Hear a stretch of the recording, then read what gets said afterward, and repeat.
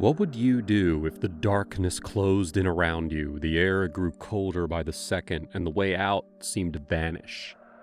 Deep beneath the earth in the winding pitch-black tunnels of Clarksville Cave, two young adventurers found themselves trapped. With their only light sources failing, freezing water soaking their legs, and no clear way to escape, Ronald and Robert faced the kind of terror that most can only imagine.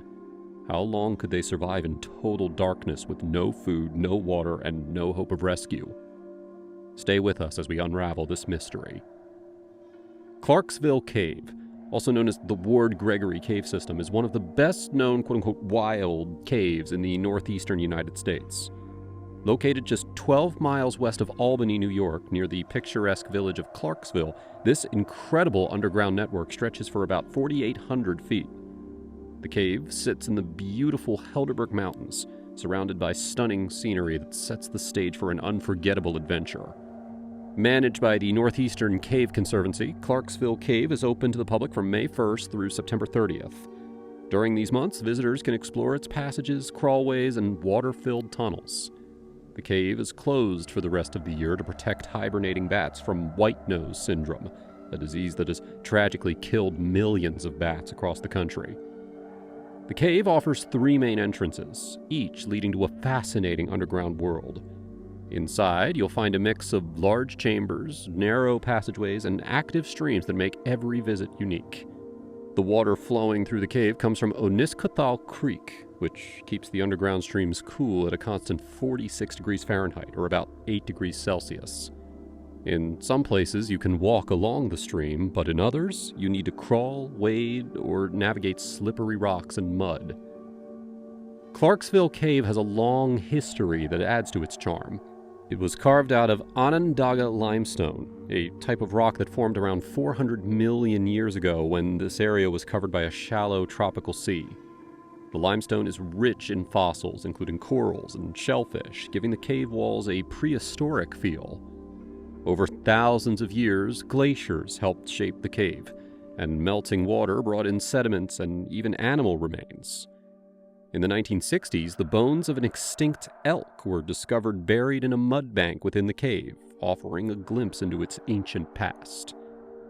One of the cave's most striking features is the so-called twilight zone, a section near the entrance where light from the outside partially filters in. This area is home to spiders and crickets, but bats usually prefer the deeper, darker sections. In winter, the twilight zone transforms into a magical sight, with icicles and ice stalagmites forming from dripping water. Deeper inside, the cave remains cool and humid year-round, with temperatures steady at around 48 degrees Fahrenheit and humidity close to 100%. As you venture further, you'll encounter stunning canyon passages carved by fast-moving water, some towering higher than they are wide. In other spots, you'll see impressive formations like stalactites, stalagmites, and flowstone, created by mineral-rich water dripping over thousands of years. One famous feature, known as the Shark's Mouth, is a massive slab of limestone that's separated from the ceiling due to natural faults and gravity. For those looking for a challenge, the cave has tight crawlways that require knee pads and patience. Some passages even end in dead ends, but others open into spacious chambers filled with geological wonders. One of the cave's highlights is Brinley's Sump, a water-filled passage that requires wading and sometimes brief immersion in chilly water. This section connects to another part of the system that was discovered in 1962, turning what was once two separate caves into one large system. Exploring Clarksville Cave isn't just about the adventure, though. It's also about respecting nature. Visitors are encouraged to take nothing but pictures and leave nothing but footprints. Removing fossils or formations is prohibited, and modern graffiti is considered vandalism. However, some carvings from the 1800s, like the name and date of a visitor from 1864, remain as historical artifacts. Whether you're a beginner or an experienced caver, Clarksville Cave offers something for everyone. Its unique blend of history, geology, and adventure make it a must-visit destination for cave enthusiasts. It was Friday, December 12, 1980, a chilly afternoon that held the promise of adventure. Ronald Ames, a curious and fearless 16-year-old, and his friend Robert Tabor, a daring 19-year-old with a taste for excitement, were ready for a journey that they would never forget. The two friends had been planning this expedition for weeks, crazy to explore the depths of Clarksville Cave, a mysterious and wild underground world that they had heard so much about. After school let out, they rode on the bus to Clarksville, their hearts racing with anticipation. When they arrived at the small village, the boys stopped at a local grocery store to gather their supplies. They bought a 12-pack of beer, 3 packs of cigarettes, more for the rebellious thrill than the need, and a flashlight with fresh batteries to complement the one that they had brought from home. They had basic but useful equipment. They wore shirts, jeans, and tennis shoes, with coats on top in order to keep warm in the December cold. They wore knitted hats on their heads and gloves on their hands. Wasn't exactly the kind of gear that professional cavers would use, but their youthful confidence made them feel like nothing could stop them. They were ready to overcome any challenges that the cave might present. At 2:45 p.m., the boys reached the ward entrance of Clarksville Cave, one of the 3 main access points to the 3,000-foot-long underground system. Before entering, they stopped at Mosquito Cave, a small cave in the same sinkhole to leave behind any extra belongings that they didn't need for their journey. To ensure their safety, they wrote a note on a log, leaving details about their entry time, their expected exit time, and the contact information of someone to notify in case of an emergency. Confident in their preparation, they ventured into the dark, twisting passages of the cave. As soon as they were inside, they felt the cold and damp air of the cave all around them. The temperature stayed at 50 degrees Fahrenheit, and the air felt thick with moisture.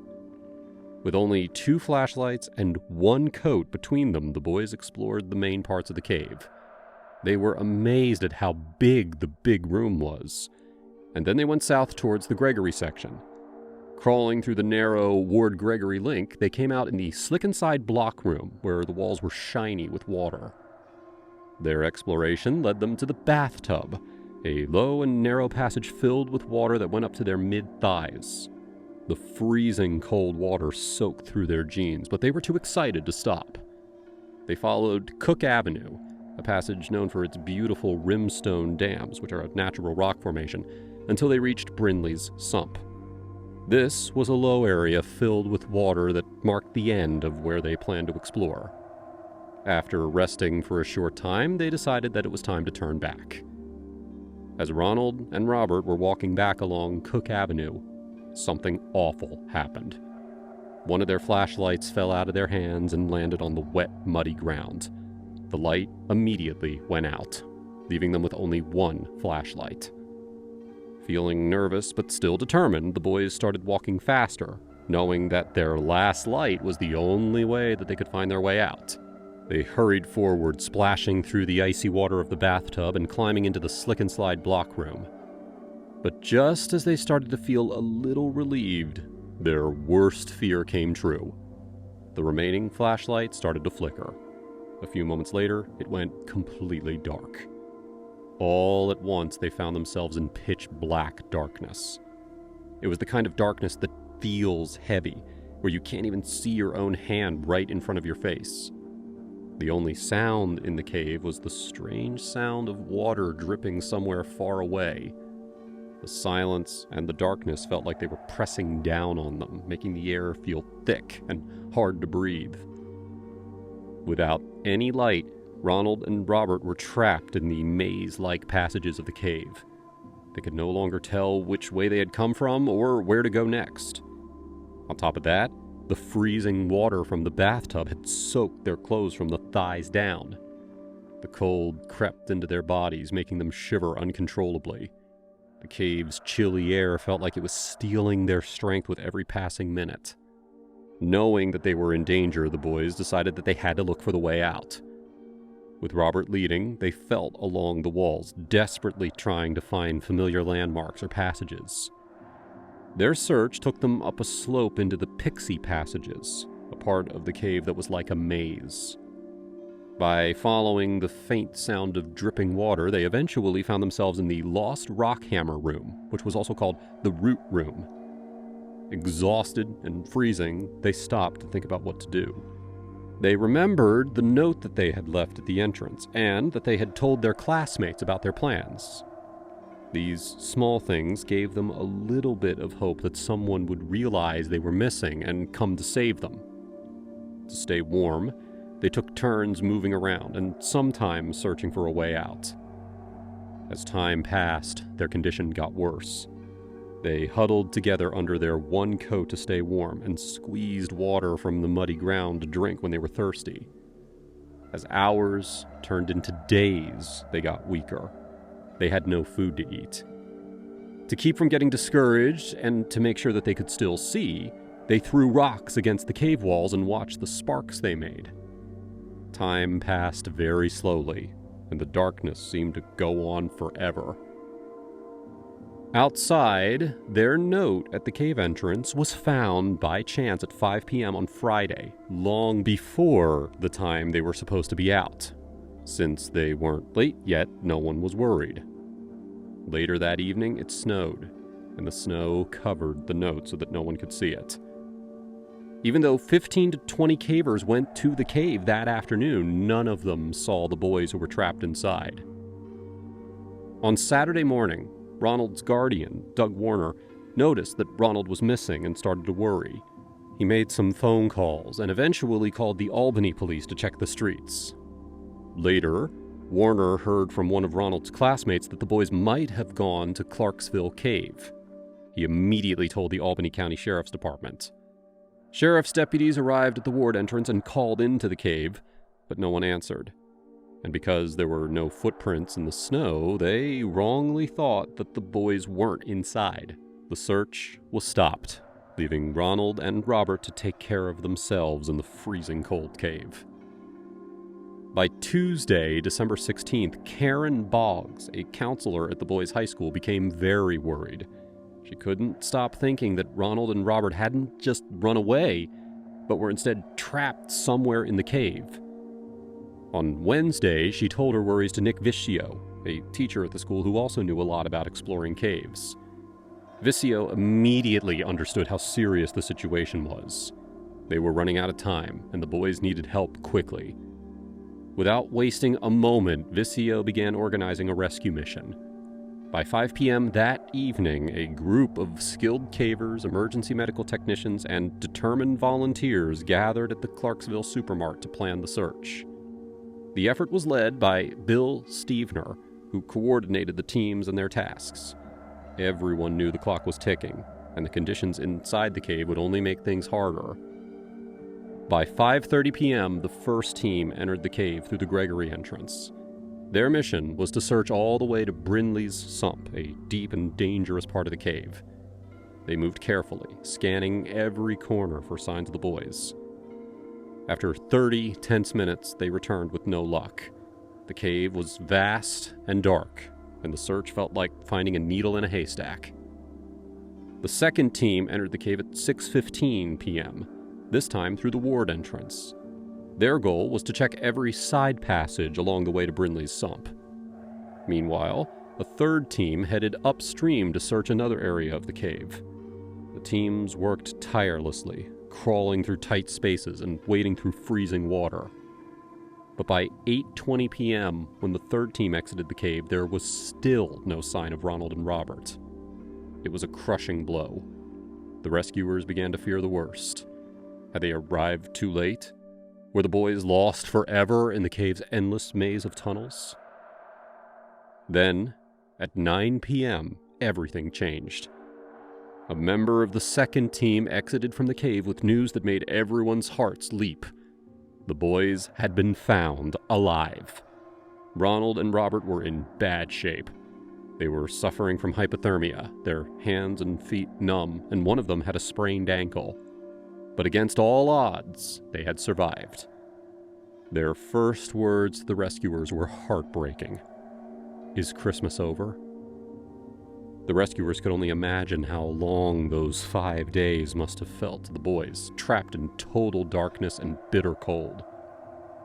An evacuation team entered the cave at 9:25 p.m. to bring the boys out safely. The process was slow and careful. The team had to navigate narrow passages and slippery slopes, all while supporting the weak and injured boys. It was a harrowing journey, but by 9:45 p.m., Ronald and Robert were finally out of the cave and on their way to an ambulance. As the ambulance drove quickly to the hospital, the rescue team felt a wave of relief. After being trapped in darkness for 5.25 days, the boys were finally safe. It was a moment of great joy, but it also served as a serious reminder of just how dangerous exploring caves can be. Ronald and Robert had come extremely close to a terrible outcome, and their survival was truly a miracle. Unfortunately for Ronald and Robert, their history of taking off on unplanned trips, often seen as running away, caused a tragic delay in their rescue. People were hesitant to believe that they might be in serious danger, which wasted precious time. If the alarm had been raised sooner, their suffering in the cold, dark cave could have been avoided. In the end, this story serves as a reminder of the risks of cave exploration, especially without proper preparation or equipment. It also highlights the dangers of underestimating emergencies based on assumptions. For Ronald and Robert, it was a lesson learned the hard way. And for the rescuers, it became another chapter in the long history of flashlight caving, an activity that can quickly turn from thrilling to life-threatening.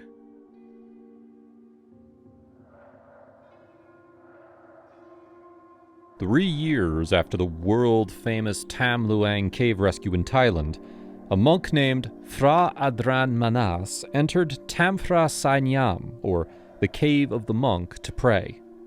He entered the cave alone. He wasn't a skilled caver, and he wasn't equipped with the proper gear. Then, a storm swept through the sky, flooding the cave from all of its entrances, and Thailand cavers joined forces to rescue him.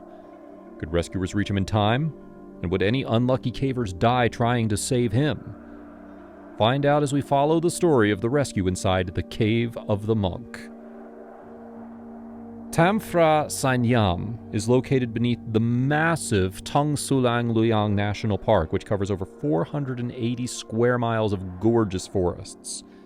The park opens to a vast savanna with tree-spotted plateaus that are home to 110 different species of birds. The park has campgrounds and other hiking attractions like the Sidit Waterfall and the Kang Sofa Waterfall, and it's situated above rocky ground containing slate and limestone, making it the perfect place for caves to form. Thanks to these conditions, Thailand's longest cave, the Tham Phra Wang Deng, is also found beneath this park. The tall, mountain-like plateaus in the park are actually formed by tectonic activity. They're considered karstic formations, like the structures found inside caves. The natural beauty of these landmarks was threatened by mining activities for a time, until the Thai government recognized that the caves had significant cultural value, and rules were enacted to protect the caves. Tham Phra Sai Ngam roughly translates to the cave of the monk owning the nice side tree. One of its entrances is located next to a small temple against the side of a cliff. This entrance is a resurgence, which means water from the upstream Tam Dao River exits from the cave system at this hole in the rock. During some parts of the year, the broader cave system can't be accessed from the Cave of the Monk because the water flowing out of the resurgence is too strong. One day, the subject of this story, Phra Manas, walked across the deck and climbed down a bamboo ladder to enter the cave through the resurgence, otherwise known as the fossil entrance, a craggy hole in the side of the plateau. This entrance connects directly to the main subterranean stream that cuts through the cave. Inside its foreboding mouth, the Cave of the Monk has a large chamber with dripping stalactites and smooth waves of rock looming overhead. The floor is full of pebbles and sand in this first section. Downstream, the water has had less time to alter the shape of the cave, so large boulders dot the ground instead of small stones. The water here is stagnant, and small holes in the floor can sneak up on unsuspecting adventurers. These passages open into tall vertical sections where erosion created new pathways down into the main stream. The cave then connects to a sandy floor with low ceilings where cavers have to crawl to exit the cave of the monk. Like his forefathers before him, Phra Manas walked through the damp cave further into the darkness. For centuries, Buddhist monks have ventured into caves to meditate. The practice of meditation is all about focusing the mind, so caves provide tranquil locations that are isolated from the outside world. Their all-encompassing darkness is terrifying to most people. Cave tours will occasionally turn off the lights to show visitors how soul-crushing and disorienting total darkness can really be. But monks like Manas welcome the darkness because it enhances their meditation. Phra Manas doesn't reside at the local temple outside the cave of the monk. Instead, he takes a pilgrimage to the cave every year in April. The local villagers knew Manas and welcomed his arrival. They fed him and asked him to impart any spiritual knowledge he had uncovered from the year prior. The next morning, on Saturday, April 3rd, 2021, Manas found a quiet alcove away from the mainstream and began his meditation. As he sat, focusing his mind, freeing his brain of all thought, a nagging sound kept hitting his ears and pulling him out of his trance. The sounds grew louder until he could no longer ignore them. He rose to find the water of the subterranean river was rising, and fast. Outside, a thunderstorm had rolled over the savanna and stagnated. Without winds to carry away the swirling clouds, the storm drenched the park, and the waters ran swiftly across the stony ground directly into Tham Phra Sai Ngam. Since this cave is a resurgent for an underground river, water could flow into the cave from both ends.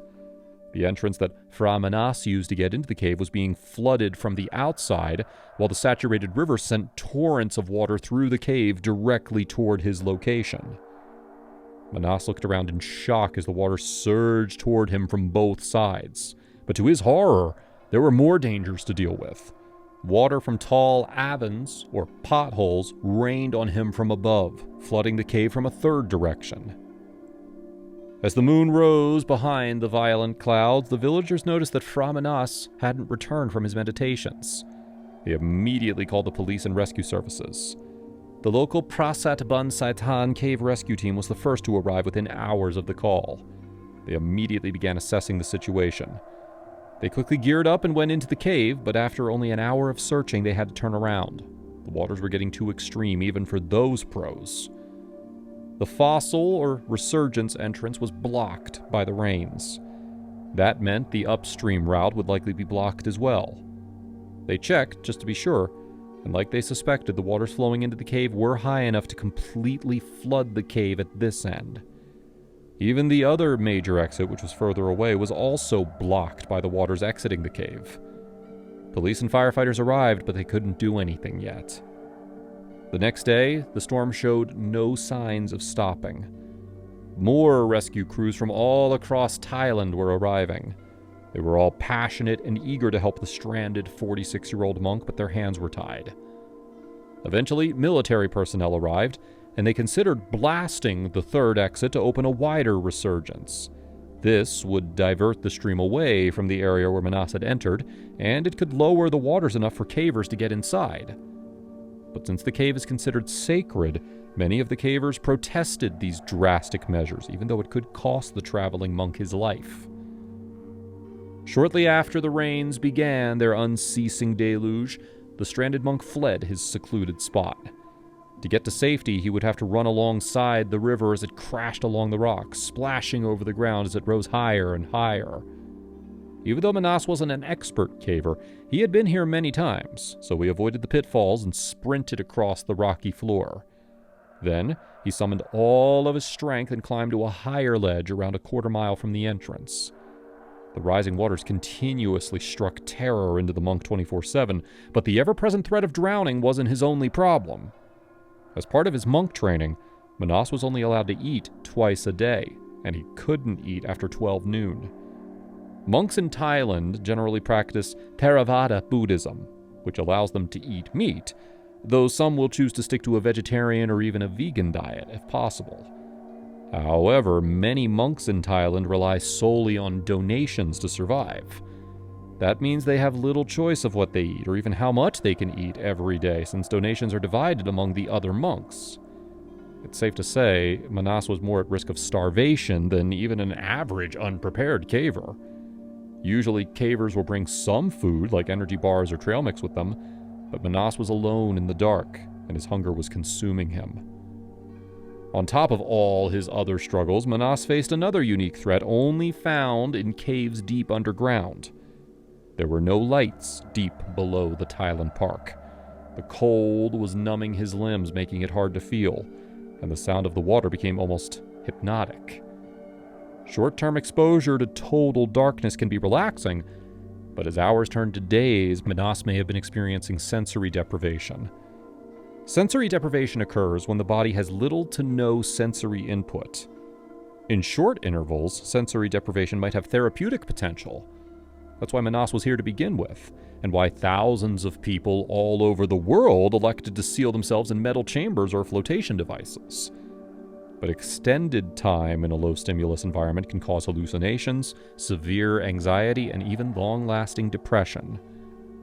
Vanox might have journeyed into the cave of the monk to find peace in his mind, but now his mind was tortured, just like prisoners stuck in solitary confinement.